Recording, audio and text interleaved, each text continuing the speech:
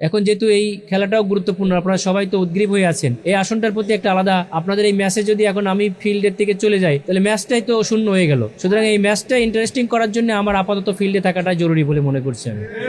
একটি বিশেষ কুচক্রী মহল জনবিচ্ছিন্ন হয়ে যদি আমাকে বিভিন্নভাবে করার চেষ্টা করে, সেটা তাদের জন্যই বুমেরাং হবে, আমার জন্য কোনো ক্ষতির কারণ হবে না, বরং আরো লাভ হবে। মানুষ সত্যটাই চাই, সত্য উদ্ঘাটিত হবে অবশ্যই, এবং এটার পক্ষে মানুষ রায় দেবে ইনশাআল্লাহ। তেমন বড় কোনো জিনিস না, এখন অনলাইনে সবই দেখা যায়। আমি এটা রেজিস্টার্ড ডাক্তার, এ ব্যাপারে মানুষ সাধারণভাবে তারা নিজেরাই ক্লিক করে বের করে ফেলছে। গতকালকেই বলেছি যে শিক্ষক এবং সাংবাদিক যদি বিবেক বন্ধকি রেখে কোনো দলের কাছে ময়দানে আসে তখন ফ্যাসিজমের জন্ম নেবে। এই আসনে নির্বাচনের ক্ষেত্রে এটা কোনো প্রভাব পড়ার কোনো কথাই না, কারণ কি মানুষ তো এখন যেটা বলেছে, আপনি তো যখন একটা শুনবেন যারা এটা নিউজ করছে তাদের সম্পর্কেই আর খারাপ ধারণা মানুষের জন্মাচ্ছে। আপনারা এর মধ্যে দেখেছেন অন্তত শত শত পেশেন্ট তারা আমার ফিডব্যাক দিচ্ছে যে না এরকম হলে ইনাকেই ভোট দেন, এবং আমরা তাদের কাছে প্রতিকার পেয়েছি। 20 বছর পরে আমি মা ডাক শুনেছি। সুতরাং যেটা অসংখ্য ডাক্তারের কাছে যে তারা ভোগান্তির শিকার হয়েছে, পরে আমাদের এখানে এসে তারা সুফল পেয়েছে, দেখবেন যে বিভিন্নভাবে তারা সেখানে কমেন্টসে লিখছে।